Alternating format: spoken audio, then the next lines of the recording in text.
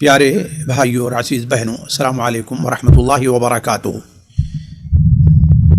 اللہ کے نبی حضرت سلیمان علیہ السلام کا ذکر خیر چل رہا تھا۔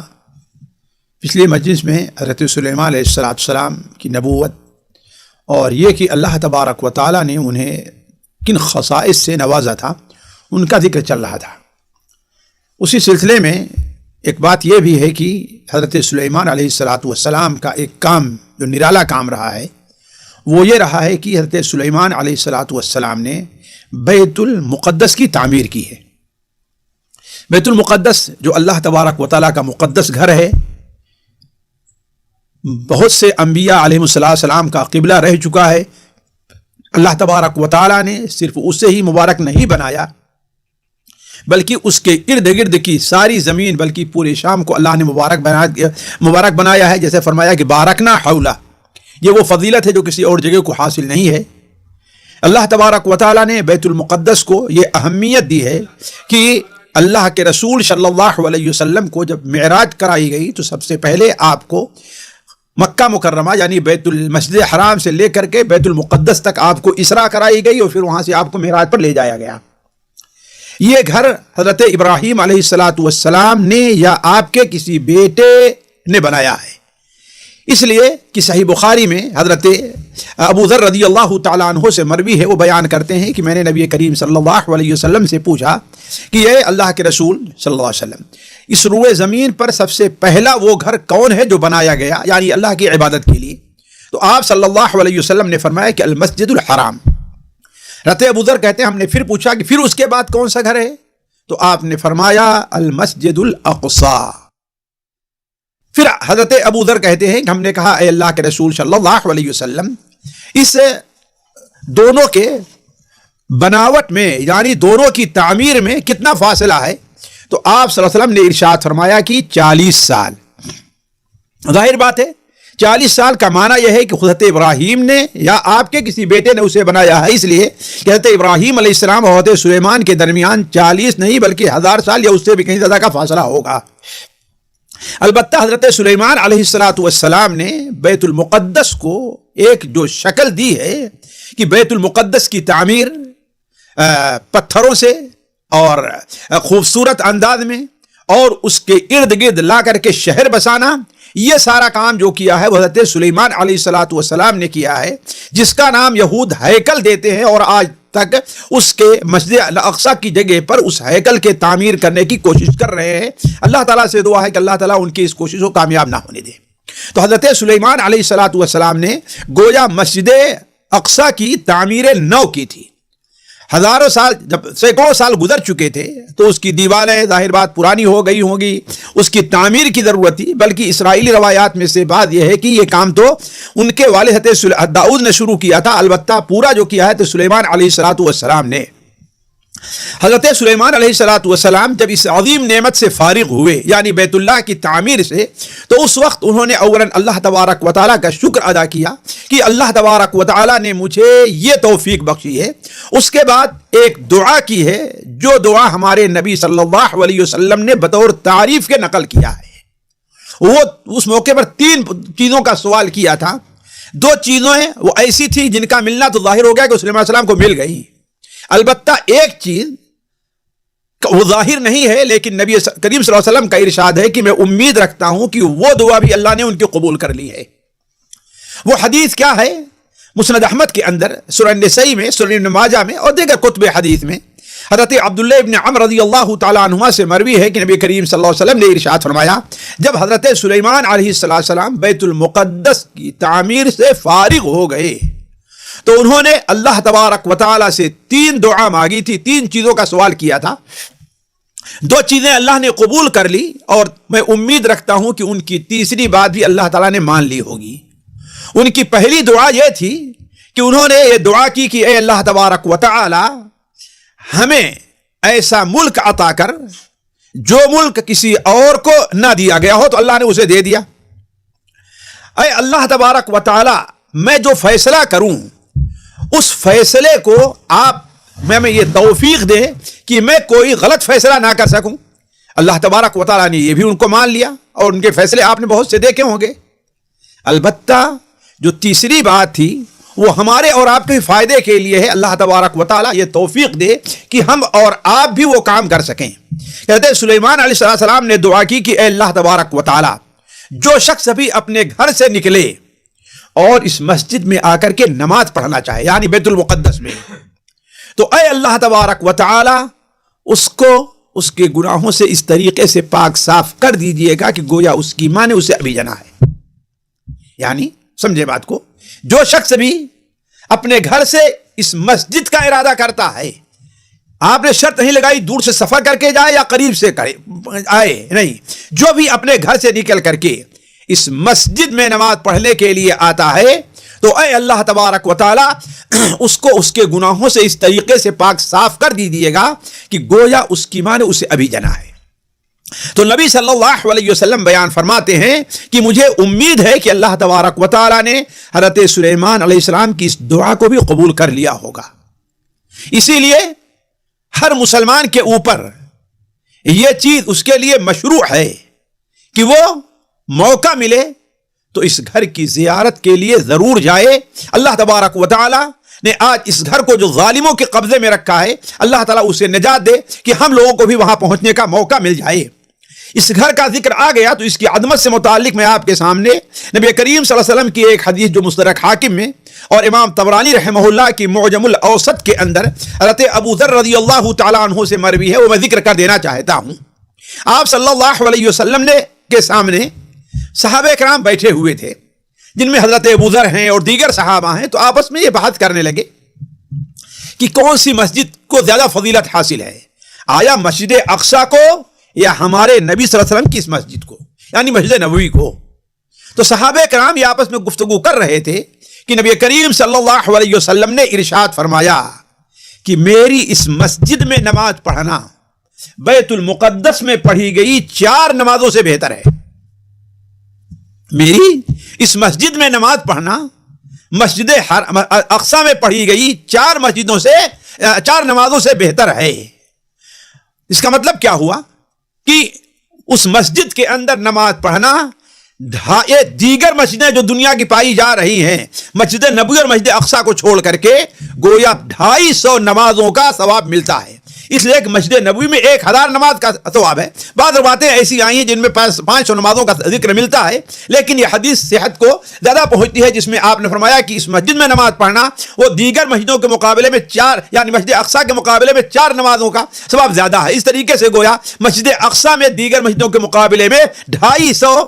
نمازوں کا ثواب ملے گا. اس کے بعد آپ صلی اللہ علیہ وسلم اشارہ میں وَنِعْمَ الْمُصَلَّى وَلَنِعْمَ الْمُصَلَّى، بیت المقدس نماز پڑھنے کی بہت بہترین جگہ ہے. پھر آپ نے بیان فرمایا کہ قیامت سے پہلے ایک ایسا وقت آئے گا کہ اگر مسلمان کو بیت المقدس مسجد اقصی کے اتنے قریب اتنی چھوٹی سی جگہ مل جائے کہ جتنے دور میں وہ گھوڑے کو باندھا جاتا ہے یا گھوڑے کو چابک رکھتی جہاں تک اتنی دور پڑتی ہے کہ وہاں سے وہ بیت المقدس کو دیکھ لے بس، یعنی شاید اس طرف اشارہ ہے کہ ظالموں کا اس کے اوپر تو قبضہ ہو جائے گا، لیکن مسلمانوں کو بیت المقدس سے اتنا دور رکھا جائے گا کہ آپ نے بیان فرمایا کہ مسلمانوں کو اتنی جگہ مل جائے جتنی دور سے وہ بیت المقدس کو دیکھ سکتا ہے، اور وہ جگہ ایک بالشت ہی کیوں نہ ہو تو ایک مومن کے نزدیک دنیا اور دنیا کی ساری دولت سے افضل ہوگی.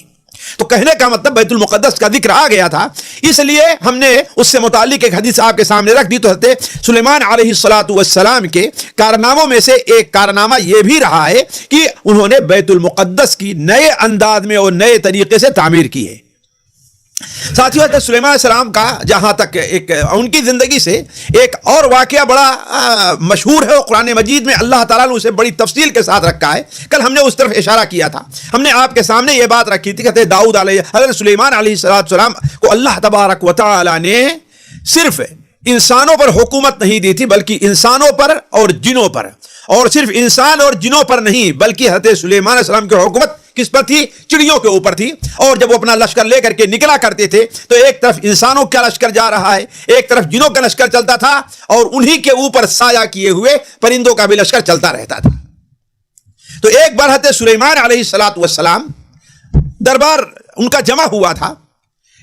درباری سارے لوگ موجود تھے اور ایسا لگتا ہے کہ جو ذمہ دار انسانوں کے تھے، جو ذمہ دار جنوں کے تھے، سارے لوگ موجود تھے۔ تو اس میں آپ نے بیان فرمایا کہ آج مجھے حدود نہیں دکھائی دے رہا ہے، حالانکہ اس کی ذمہ داری تھی کہ وہ بھی حاضر ہو اور ڈیوٹی دے اور اپنے جو اس کی کارکردگی ہے اس کے بارے میں ہمیں بتائے کیا کیا اس نے آج یا آگے کیا کرنا ہے۔ تو سلیمان علیہ السلام نے کہا کہ وہ حدود نہیں دکھائی دے رہا ہے، دائیں بائیں دیکھا گیا نہیں ہے۔ تو سلیمان علیہ السلام نے کہا کہ یا تو ہم اسے قتل کر دیں گے، اس نے وہ جرم کیا ہے، اسے سخت سزا دی جائے، لیکن میری اجازت کے بغیر غائب کیسے ہوا؟ الا یہ کہ وہ اپنے غائب ہونے کا کوئی معقول عذر پیش کر دے۔ وَتَفَقَّدَ الطَّيْرَ فَقَالَ مَا لِيَ لَا أَرَى الْهُدْهُدَ أَمْ كَانَ مِنَ الْغَائِبِينَ لَأُعَذِّبَنَّهُ عَذَابًا شَدِيدًا أَوْ لَأَذْبَحَنَّهُ أَوْ لَيَأْتِيَنِّي بِسُلْطَانٍ مُبِينٍ، ہم اسے سخت عذاب دیں گے، ورنہ ایک یہ بھی ہو سکتا ہے کہ اسے ذبح کر دیں، یا یہ کہ ان دونوں سے بچنے کے لیے وہ کوئی معقول عذر لا کر کے پیش کر دے۔ اتنے میں کچھ دیر ابھی ہوئی تھی کہ ہدہد آ گیا، شاید ہدہد سے اس کے ساتھیوں نے بتایا ہوگا کہ حضرت سلیمان بڑے غصے میں ہیں۔ چنانچہ حضرت سلیمان کے پاس آتا ہے، ساتھیوں قصہ لمبا ہے، میں اس اختصار کرتا ہوں، سامنے حاضر ہو کر کے سب سے پہلے کہتا ہے کہ حضرت آج مجھے وہ بات معلوم ہو گئی ہے جو آپ کو معلوم نہیں ہے، ایک عجیب انداز میں، تاکہ سلیمان علیہ السلام جو اس کے اوپر غصہ ہیں وہ معلوم ہو کہ ان کا غائب ہونا ایک عذر کے تحت ہے۔ کہا کہ حضرت عالی جناب، عالی پناہ، جہاں پناہ، ہمیں آج وہ بات معلوم ہوئی ہے جو آپ کو معلوم نہیں ہے۔ سلیمان صاحب نے کہا کہ ہاں ہمیں وہ بات معلوم، تم کو معلوم ہو گئی ہے؟ کہا ہاں۔ کہا میں تلاش میں، پانی کی تلاش میں، کہا جاتا ہے اس لیے کہ کہتے ہیں واللہ عالم کہ اللہ تعالیٰ نے ہدہد کو وہ نظر دی ہے، یہ اللہ تعالیٰ کی قدرت ہے کہ وہ زمین کے نیچے بھی دیکھتا ہے کہ پانی کہاں موجود ہے۔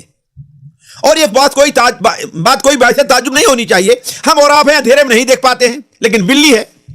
کتا ہے، اتنا اندھیرا رہتا ہے کہ ہم اور آپ اگر اپنے قدم چن چن کر رکھیں پھر بھی ڈر لگتا ہے، لیکن دیکھیں کتا اور بلی کتنی تیزی کے ساتھ بھاگ جاتے ہیں، ظاہر بات ان کی نظر تیز ہے تبھی تو نا اللہ نے صلاحیت دی، اندھیرے میں کیسے دیکھ لیتے ہیں؟ تو اللہ تبارک تعالیٰ کی قدرت ہے۔ تو کہا جاتا ہے کہ پانی کتنے نیچے ہے، ہدہد اس کو دیکھ لیتا ہے، واللہ عالم۔ تو ہدہد نے کہا کہ میں آپ کے پاس آج ملکہ سبا کی خبر لے کر کے آتا ہوں، اور یہ مجھے بہت تعجب لگا ہے۔ ایک تعجب کی بات تو یہ ہے کہ ان لوگوں نے، سبا کے لوگوں نے اپنا حاکم ایک عورت کو بنا لیا ہے۔ دوسرے تعجب کی بات یہ ہے کہ اللہ تبارک و تعالی نے جہاں انہیں ہر قسم کی نعمتوں سے نوازا ہے، ہر قسم کی دولت اللہ نے انہیں دی ہے،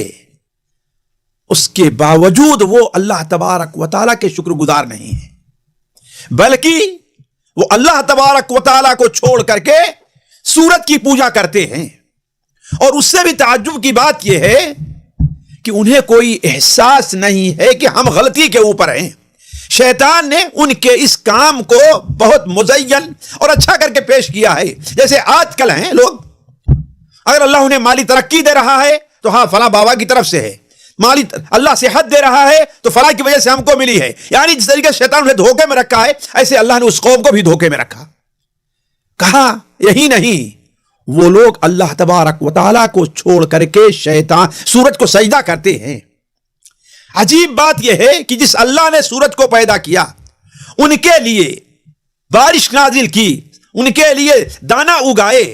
اس کو چھوڑ کر کے وہ سورج کو سجدہ کر رہے ہیں۔ اور اس عورت کی خوبی یہ ہے کہ اللہ تبارک و تعالیٰ نے اسے جو عرش دیا ہے وہ بڑا عظیم عرش ہے، اس کا عرش، اس کا تخت شاہی جو ہے وہ بہت ہی عجیب قسم کا ہے، جس میں ہیرے جواہرات جڑے ہوئے ہیں۔ حضرت سلیمان علیہ السلام کو اس پر تعجب ہوا، کہا دیکھو میں ایسے نہیں مانتا، میں ایسے نہیں مانتا، اللہ کے تحقیق کر لوں، ایسا کرو میرا یہ لیٹر لے کر کے جاؤ، یہ خط لے کر کے جاؤ اور اس کے اوپر رکھ دو، پھر اس کے بعد دیکھو وہ کیا جواب دیتی ہے۔ اور حضرت سلیمان علیہ السلام کو یہ کام کرنا تھا اس لیے کہ وہ صرف حاکم ہی نہیں تھے، اللہ کے نبی بھی تھے۔ اب ایک جگہ شرک ہو رہا ہے، ملک یمن میں، جنوب یمن کے اندر شرک ہو رہا ہے، وہ شام میں ہیں اور شرک کی تردید نہ کریں، توحید کی دعوت نہ دے، یہ کیسے ہو سکتا ہے؟ چنانچہ حضرت سلیمان علیہ الصلوۃ والسلام نے ایک خط لکھا، اور دنیا کا ساتھیوں مختصر ترین خط ہے اور جامع ترین خط پایا جا رہا ہے، اور ادب کا کے لحاظ سے ایک بہترین گویا کہ تمغہ ہے وہ۔ قرآن مجید میں اللہ تعالیٰ نے اس کو ذکر کیا ہے، کیا ہے؟ انہ من سلیمان وانہ بسم اللہ الرحمن الرحیم اللہ تعلوا علی واتونی مسلمین۔ یہ خط اللہ کے بندے سلیمان کی طرف سے ہے، اور اس خط کی ابتدا اللہ الرحمن والرحیم کے نام سے ہو رہی ہے، اور کیا ہے؟ اللہ تعلوا علی واتونی مسلمین۔ اب ہمارے اوپر اپنی بڑائی ظاہر کرنے کے بارے میں نہ سوچو، میری بات سے، میرے حکم سے اعراض نہ کرو، اور سیدھے تابع فرمان ہو کر کے چلی آؤ میرے پاس۔ چنانچہ یہ 3 جملے والا خط جو ایک عظیم بادشاہ سے ایک بڑی رانی کو بھیجا جا رہا ہے، چنانچہ وہ خط ہدہد لیا اور لے جا کر کے جب دیکھا کہ شام کا وقت ہو رہا ہے، وہ رانی جو حکومت کر رہی تھی اپنے گھر سے نکل رہی ہے سورج کو سجدہ کرنے کے لیے، اس لیے کہ سورج ڈوبنے کے قریب جا رہا تھا، اور جو لوگ سورج کو سجدہ کرتے ہیں، عبادت کرتے ہیں، وہ 2 وقت میں سورج کو عبادت خصوصی طور پر کرتے ہیں، ڈوبتے وقت اور نکلتے وقت۔ کہ حضرت ہدہد نے حضرت سلیمان علیہ السلام کے خط کو اس کے سامنے ڈال دیا، وہ جا رہی ہے، دیکھتی ہے یہاں پر خط گرتا ہے، ارے دائیں بائیں دیکھتی ہے کوئی نہیں، دیکھتی ہے کہ ایک چڑیا وہاں پر بیٹھی ہوئی ہے، ظاہر بات اس کے علاوہ اور کوئی خط لینے والا ہے، اور چڑیا اس انداز سے دیکھ رہی ہے کہ اس کا مطلب اس نے گرایا ہے۔ خط اٹھاتی ہے، پڑھتی ہے، تو تعجب سے پڑھتی ہوئے حیران ہو جاتی ہے، کیا؟ انہ من سلیمان وانہ بسم اللہ الرحمن الرحیم اللہ تعلوا علی واتونی مسلمین۔ یہ خط پڑھ لینے کے بعد اس نے، ہدہد کا کام ہو گیا، ہدہد اپنا واپس چلا آیا۔ یہ خط پڑھ لینے کے بعد اس نے ہنگامی طور پر اپنی پارلیمنٹ، اپنی کمیٹی بلائی، اور اس کے بعد اس نے کہا کہ میرے پاس ایک عجیب خط آیا ہے، انی القی الی کتاب کریم، ایک کتاب میرے اوپر ڈالی پیش کی گئی ہے۔ عجیب یہ ہے کہ اس خط کا لانے والا کوئی انسانی گروہ نہیں جیسے دوسرے بادشاہوں کے خط آیا کرتے ہیں، نہ، ایک چڑیا لے کر کے آئی ہے، اور دوسری بات یہ ہے کہ اس میں نہ اپنی طرف سے اپنی کوئی تعریف کی گئی ہے، نہ اور صرف اللہ کا نام لیا گیا ہے بس، اور تیسری بات یہ ہے کہ آرڈر کے طور پر، حالانکہ بادشاہ کسی کو اگر کوئی خط لکھتے ہیں اللہ ہے کہ پیشگی کوئی اختلاف اور لڑائی وغیرہ ہو، ورنہ آپس میں صلح مصالحت کی بات ہوتی ہے، وہ تو سیدھے آرڈر ہے کہ اللہ تعالی علیہ واتونی مسلمین۔ اب بتاؤ کیا کرنا ہے؟ کہتی ہے کہ آپ لوگ جانتے ہیں کہ میں آپ لوگوں سے مشورہ کے بغیر کوئی فیصلہ نہیں کرتی۔ درباریوں نے کہا کہ دیکھیے، جہاں تک دھمکی اور چیلنج کی بات ہے، اس سے آپ ڈرے نہیں، نحن اولو قوت و اولو باس شدید، ہم جانتے ہیں کہ اپنے دشمنوں سے کیسے نپٹا جاتا ہے۔ اس لیے کہ ان لوگوں کے ساتھ سلیمان علیہ السلام کے بارے میں تصور نہیں تھا کہ یہ ایسی ذات ہے کہ جس کی فوج میں صرف انسان نہیں بلکہ جنات بھی اس کے ساتھ ساتھ چلتے ہیں، اور یہی نہیں بلکہ چڑیوں کا بھی ایک امبو ان کے اوپر چل رہا ہے، ان کے ساتھ چل رہا ہے۔ کہا جہاں تک دھمکی کا معاملہ ہے، نحن اولو قوت و اولو باس شدید، تو ہم اپنے دشمن سے کیسے نپٹیں گے ہم جانتے ہیں، لیکن جہاں تک فیصلے کا معاملہ ہے، یہ فیصلہ آپ کے اوپر ہے، آپ کیا فیصلہ کرتی ہیں وہ آپ دیکھ لیں۔ لیکن ظاہر بات ہے اتنے بڑی مملکت کی حکومت کر رہی تھی تو کوئی ایسے معمولی عقل والی عورت نہیں تھی، اسے اللہ نے بڑی عقل سے نوازا تھا، تبھی تو اس قصے کے آخر میں دیکھیں گے سورہ النمل کے اندر ہے کہ اس قصے کے لیے اتنی عقل مند ہونے کے باوجود بھی آخری شرک کیوں کر رہی تھی، تو اس کا جواب اللہ تعالیٰ نے دیا ہے کہ اس لیے کہ صرف تقلید میں، انہا کانت من قوم کافرین۔ تو اس نے کہا کہ آخر جو شخص اتنا بڑا آرڈر کر رہا ہے، اتنا بڑا حکم کہہ رہا ہے، جس کا مطلب کوئی معمولی آدمی نہیں ہوگا، لہذا پہلے اس کی قوت کا اندازہ لگا لیا جائے، پھر اس کے بعد کیسے خطاب کیا جائے گا، اسے کیسے نپٹا جائے گا وہ دیکھا جائے گا۔ اور اپنے درباریوں سے کہا کہ دیکھو یہ شخص کوئی معمولی بادشاہ نہیں ہے، اگر طاقتور ہوا تو تم لوگ جانتے ہو کہ بادشاہ غالب بادشاہ جب کسی شہر میں داخل ہوتا ہے تو کیسے تباہ اور برباد کر دیتا ہے اور عزیز لوگوں کو بنا کر کے رکھ دیتا ہے، لہذا میں آج کی اس طرح میں ایک ڈیلیگیشن بھیجتی ہوں، میں ایک اپنا قاصدوں کی ایک جماعت بھیجتی ہوں اور ان کے ساتھ کچھ ہدیے اور تحفے دے کر کے بھیج رہی ہوں، دیکھوں کیا وہ لوگ آ کر کے اپنا کیا تاثر دیتے ہیں۔ اس لیے کہ اصل مسئلہ کیا تھا، وہ طاقت کا اندازہ کرنا تھا، ہدیہ اور تحفہ نہیں دینا تھا۔ چنانچہ بیش بہا تحائف لے کر کے، سونے یا چاندی کا بڑا سا ڈھیر لے کر کے جب اس کے ساتھی وہاں پہنچتے ہیں اور سلیمان علیہ السلام کے سامنے پیش کیا تو سلیمان علیہ السلام نے کہا کہ تم لوگوں نے ہمیں غلط سمجھا ہے، تم لوگوں نے ہمیں دنیاوی بادشاہ سمجھا ہے جو مال اور دولت کے پیچھے دوڑتے ہیں۔ جو کچھ اللہ تعالیٰ نے مجھے دیا ہے وہ تمہارے مقابلے میں بہت زیادہ اور بہت اچھا ہے۔ ما آتانی اللہ خیر مما آتاکم، تمہیں تو انسانوں پر حکومت ہے، ہمیں جنوں پر بھی ہے۔ ہمارے پاس تو ایسے جن ہیں کہ جو سمندر میں غوطے لگا کر کے وہاں سے موتیاں نکال کر کے لے آتے ہیں، تم ہمیں اپنے ہدیے سے خوش کرنا چاہتے ہو اور چاہتے ہو کہ تمہارے ہدیے کو لے کر کے یہ رشوت کے طور پر ہم اللہ کے دین کی جو دعوت ہے تبلیغ اس کو چھوڑ دیں، ایسا نہیں ہو سکتا۔ ایسا کرو کہ جاؤ، اب ہم اگر ہماری بات مانتی نہیں ہے، وہ خود آ نہیں جاتی ہے تابع فرمان بن کر کے، تو ایسا لشکر ہم لے کر کے آئیں گے کہ جس سے نپٹنے کی تمہارے پاس یا اس کے پاس کوئی طاقت نہیں ہوگی۔ چنانچہ یہ کہہ کر کے قاصد کو واپس کر دیا۔ جب قاصد واپس آئے اور حضرت سلیمان علیہ السلام کی کیفیت، ان کی حکومت، ان کی بادشاہت کا ذکر کیا کہ ملکن عظیمہ، بڑا عظیم ملک دیا گیا ہے، تو ملکہ سبا نے خود فیصلہ کیا کہ خود ہمیں جا کر کے اپنا معاملہ طے کر لینی چاہیے۔ اس لیے کہ اس نے وَأْتُونِي مسلمین کا معنی سمجھا کہ تم جو ہے میرے تابع فرمان، حالانکہ مقصد تھا کہ اللہ تبارک تابع فرمان ہو کر کے آ جاؤ۔ چنانچہ اس نے فیصلہ کیا کہ سلیمان علیہ السلام کی خدمت میں حاضر ہوتی ہے۔ چلی وہاں سے سلیمان علیہ السلام کو یہ بات وحی کے ذریعے یا پرندوں وغیرہ کے ذریعے معلوم ہو گئی کہ وہ آپ سے ملاقات کے لیے اپنے گھر سے نکل چکی ہے۔ سلیمان علیہ السلام نے اس موقع پر کہا کہ اپنے درباریوں سے کون ہے جو اس کے آنے سے پہلے پہلے اس کا عرش یہاں پر لا کر کے رکھ دے۔ تو ایک عفریت کھڑا ہوتا ہے اور کہتا ہے کہ آپ، یہ مجلس آپ کی برخاست ہونے سے پہلے پہلے میں اس عرش کو لا کر کے، تخت شاہی کو لا کر کے آپ کے سامنے رکھ دیتا ہوں، اور میں اس بات کی ضمانت لیتا ہوں کہ اولاً تو ہمارے اندر طاقت ہے، میں لے آ دوں گا، اور ثانیاً اس میں کسی خیانت سے میں کام نہیں لوں گا۔ چنانچہ اس نے یہ بات کہی کہ حضرت سلیمان علیہ السلام خود یا آپ کا کوئی وزیر جسے اللہ تعالیٰ نے کرامت عطا کی تھی، کہا یہ کہہ رہا ہے مجلس برخاست ہونے تک میں تو آپ کی پلک جھپکنے پہلے پہلے لا کر کے حاضر کر دوں گا آپ کے سامنے۔ سبحان اللہ ساتھیو، اگر یہ قرآن کی بات نہ ہوتی تو ماننے لائق نہیں ہے۔ یعنی انسان کی پلک جھپکنے میں منٹ نہیں سیکنڈ لگتے ہیں، بس اتنی دیر میں عرش یہاں پر آ جائے، اور وہ عرش جو 10 نہیں بلکہ 20 نہیں بلکہ سینکڑوں کلو کا ہوگا، وہ پورا عرش تخت شاہی آ جائے۔ ادھر سلیمان علیہ السلام ادھر دیکھ رہے تھے، دائیں طرف مڑتے ہیں، دیکھتے ہیں کہ وہاں پر عرش آ کر کے رکھا ہوا ہے۔ انا آتیک بہ قبل ان یرتد الیک طرفک فلما رأوه مستقرا عنده قال هذا من فضل ربی۔ سلیمان علیہ السلام نے کہا کہ یہ میرے رب کا فضل ہے کہ اللہ نے مجھے اس فضل سے نوازا ہے کہ اتنا بڑا عرش اتنا جلدی آ گیا۔ لیکن سلیمان علیہ السلام نے کہا کہ اچھا ایک کام کرو، اس کے آنے سے یہاں پہنچنے سے پہلے پہلے عرش تو یہی رہے گا، البتہ اس میں کچھ تھوڑی سی ترمیم کر دو، تم تھوڑا سا رنگ بدل دو، یہ ہیرا جو ہے اس کو یہاں کر دو، یعنی معمولی تبدیلی، اصل جوہر میں تبدیلی نہ ہو لیکن شکل میں کوئی تبدیلی آ جائے، ذرا ہم دیکھیں اس کے آزمائیں اس کی عقل کا معاملہ کیا ہے۔ چنانچہ ایسا کر دیا گیا۔ پھر جب وہ عورت آتی ہے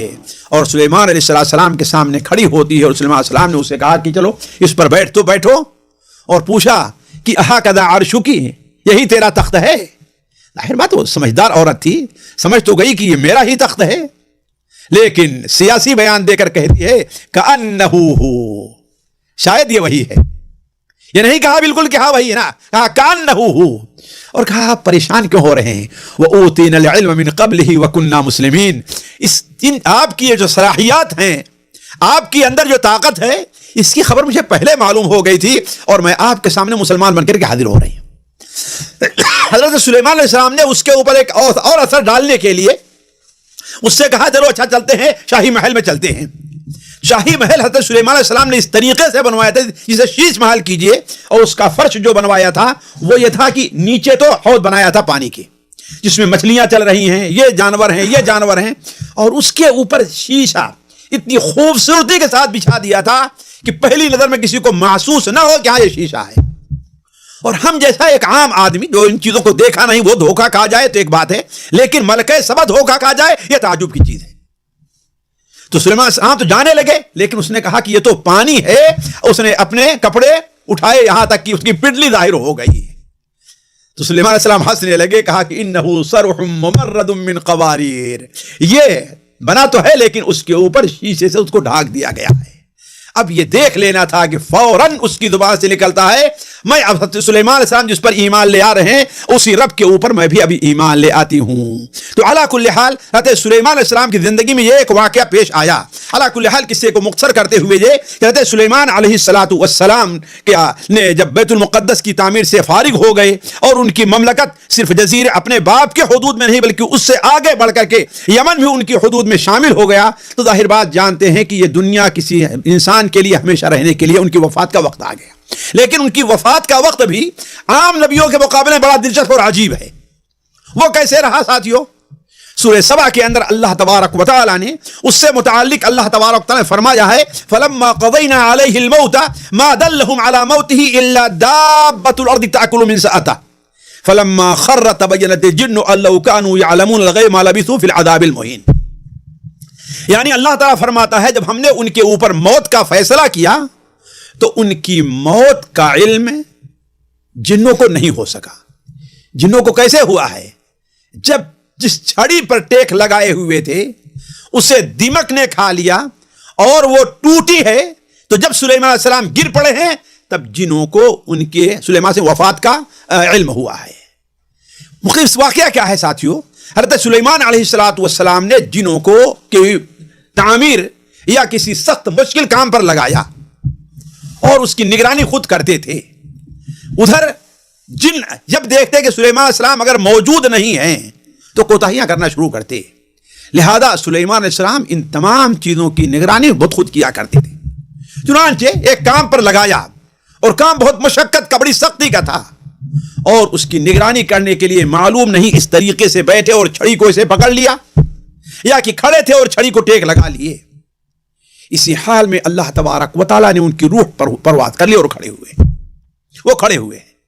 اور جن کام کرتے جا رہے ہیں مشقت میں لگے ہوئے ہیں اور دیکھ رہے ہیں کہ جب وہ دیکھ رہے ہیں ہم کو جنہوں نے جب سمجھا کہ ہمیں دیکھ رہے ہیں تو اپنے اور بھی کام جو ہے وہ اپنی ہمت اور مشقت سے کرنے لگے، محنت سے کرنے لگے. لیکن جب واللہ عالم چند دنوں کے بعد ایک دن کے بعد واللہ عالم جب دمک نے حضرت سلیمان کی لکڑی کو چاٹ لیا اور سلیمان علیہ السلام کے بوجھ کو اٹھانے لائق نہیں رہ گئی، ٹوٹی اور گرے زمین پر، تب جنہوں نے کہا کہ وہ کاش کہ اگر ہم غیب جانتے تو ما لبثوا فی العذاب المہین، ہم اس سخت عذاب کے اندر اور پریشانی کے اندر نہ رہ جاتے. تو سلیمان علیہ السلام کی موت ایک عجیب طریقے سے ہوئی ہے اور اگر قرآن میں یہ چیز موجود نہ ہو تو یہ چیز ماننے کے لائق نہیں ہے. واللہ عالم. اب کتنے دنوں تک اسی حال میں رہے ہیں؟ ایک دن بھی ہو سکتا ہے، اس لیے کہ ہو سکتا ہے کہ وہ چھڑی پہلے ہی سے دمک کھائی ہو، یا ہو سکتا ہے بعض جگہوں پر جیسا کہ ہم لوگ خود دیکھیں بعض علاقوں میں دمک کا معاملہ یہ ہے کہ ہم لوگ کپڑا اسے پھیلاتے تھے اور ابھی گھنٹے ایک گھنٹے آدھے گھنٹے بھی نہیں ہوئے جب دیکھتے بسا اوقات دمک اس کے اوپر پہنچ جایا کرتے تھے. تو ہو سکتا ہے ایسی نمی کی زمین رہی ہو جس میں دمک بڑی تیزی کے ساتھ پہنچ گئے ہو اور ایک ہی دن میں اس لکڑی کو چٹ کر لیا ہو. واللہ عالم. بعض علماء نے 100 سال لکھا ہے لیکن واللہ عالم ایسی باتیں جب تک کوئی دلیل اس کے اوپر واضح نہیں تو قابل قبول نہیں ہوتی ہے. علی کل حال اس طریقے سے سلیمان صلی اللہ علیہ وسلم کا انتقال ہوا. کہا جاتا ہے کہ ان کی عمر 54 سال کی تھی، لیکن جو ان کی خدمات رہی ہیں اس سے پتہ چلتا ہے کہ اللہ تعالیٰ نے انہیں اور عمر دی ہوگی. ایک بات کی اور ذرا وضاحت کر دیں جو بہت ضروری ہے حضرت سلیمان علیہ السلام سے متعلق، وہ یہ ہے کہ دیکھیے اللہ تعالیٰ قرآن مجید میں فرماتا ہے ان هذا القرآن يقص على بني اسرائیل اکثر الذی هم فیہ یختلفون. یہ قرآن یہود کی بہت ایسی چیزیں جس میں وہ اختلاف کرتے ہیں قرآن اس کی تصحیح کرتا ہے. یعنی یہود کی کتابوں میں بعض ایسی باتیں جو غلط نقل ہو گئی ہیں قرآن اس کو صحیح بتاتا ہے کہ اس بارے میں صحیح کیا ہے. انہی میں سے ایک چیز یہ ہے کہ یہود کا ایک بہت بڑا طبقہ جو ہے وہ حضرت سلیمان علیہ السلام کو نبی نہیں مانتا، صرف ایک بادشاہ مانتا ہے اور یہ تصور دیتا ہے لوگوں کو کہ سلیمان علیہ السلام کی یہ جو خوبی رہی ہے یہ جو طاقت رہی ہے اس طاقت کا راز اس بارے میں ہے کہ وہ جادو سے کام لیتے تھے، نعوذ باللہ من ذالک۔ قرآن مجید میں اللہ تبارک و تعالیٰ نے اس کی تصریح کی کہ یہ حضرت سلیمان علیہ السلام کا جادو نہیں تھا، بلکہ وہ اللہ تعالیٰ کے نبی تھے، اللہ نے انہیں نبی بنا کر کے بھیجا تھا۔ انا اوحینا الیک کما اوحی الی نوح، جیسے نوح علیہ السلام آگے بتا، وہ داؤد و سلیمان، اور داؤد سلیمان پر ہم نے وحی کی ہے۔ تو یہ اللہ کی طرف سے انہیں معجزہ نصیب ہوا تھا، نہ یہ کہ یہ جادو تھا جو وہ کر رہے تھے۔ جیسا کہ اللہ تعالیٰ فرماتا ہے وَاتَّبَعُوا مَا تَتْلُو الشَّيَاطِينُ عَلَى مُلْكِ سُلَيْمَانَ، ان لوگوں نے اس بات کی اتباع کی جو شیطان حضرت سلیمان علیہ السلام کے ملک سے متعلق انہیں املا کراتے تھے، انہیں بتایا کرتے تھے۔ گویا شیطانوں نے لوگوں میں یہ غلط تصور دے دیا تھا کہ سلیمان علیہ السلام کی حکومت کا جو راز رہا ہے وہ جادو کی بنیاد پر ہے، لیکن اللہ تعالیٰ فرماتا ہے وما کفر سلیمان ولکن الشیاطین کفروا، حضرت سلیمان علیہ السلام نے کفر نہیں کیا۔ معلوم کیا ہوا کہ جادو کا سیکھنا، جادو کا سکھانا، جادو کا عمل، جادو پر ایمان لے آنا یہ کفر ہے۔ اسے اچھی طریقے سے سمجھنا چاہیے کہ آج جو بھی لوگ جادو کر رہے ہیں وہ کفریہ کام کر رہے ہیں، ان کی سزا شریعت کے اندر قتل رکھی گئی ہے۔ تو ما کفر سلیمان، حضرت سلیمان نے کفر نہیں کیا تھا، ولیکن الشیاطین کفروا، لیکن شیطانوں نے کفر کیا تھا۔ وہ کس طریقے سے؟ یعلمون الناس السحر، کہ وہ لوگوں کو جادو سکھایا کرتے تھے، جبکہ سلیمان علیہ السلام کی ذات اس سے بری تھی کہ جادو وہ کرتے رہے ہوں، بلکہ ان کا جادو نہیں تھا، بلکہ اللہ تبارک و تعالیٰ کی طرف سے انہیں یہ تمام نعمتیں ملی تھیں، جن نعمتوں کے اوپر وہ اللہ تبارک و تعالیٰ کا شکر ادا کرتے تھے۔ یہ تھا حضرت سلیمان علیہ السلام کا تذکرہ اختصار کے ساتھ۔ اب اگلی مجلس میں کسی اور قصے کو لے کر کے آپ کے سامنے حاضر ہوں گے، تب تک کے لیے اجازت ہے چاہتے ہیں۔ والسلام علیکم ورحمۃ اللہ وبرکاتہ۔ سامعین اکرام، ہمارے علمی اور عوامی دروس اور سوال و جواب کی مجلسوں سے آپ خود بھی مستفید ہوں اور اپنے دوست و احباب کے ساتھ بھی شیئر کریں۔ عین ممکن ہے کہ آپ کے شیئر سے کسی کی اصلاح اور آپ کے لیے صدقہ جاریہ بن جائے۔ واٹس ایپ پر اسلامک میسج حاصل کرنے کے لیے نمبر نوٹ فرمائیں: یعقوب عزیز 00966 5089 59707۔ واٹس ایپ سوال جواب گروپ میں ایڈ ہونے کے لیے نمبر نوٹ فرمائیں: عبدالسلام عمری 00966 502627 نمبر بھیجتے ہوئے نام اور پتہ ضرور لکھیں۔ اسی طرح ہمارے یوٹیوب چینل اسلامی دعویٰ کو ضرور سبسکرائب کریں تاکہ ہماری ہر نئی اور اہم ویڈیو کی اطلاع آپ کو فوری حاصل ہو جائے۔ تمام دروس، مقالات اور سوال و جواب سیریز کے لیے ہماری مشہور ویب سائٹ www.islamidawah.com کا مشاہدہ کرتے رہیں۔ السلام علیکم ورحمۃ اللہ وبرکاتہ۔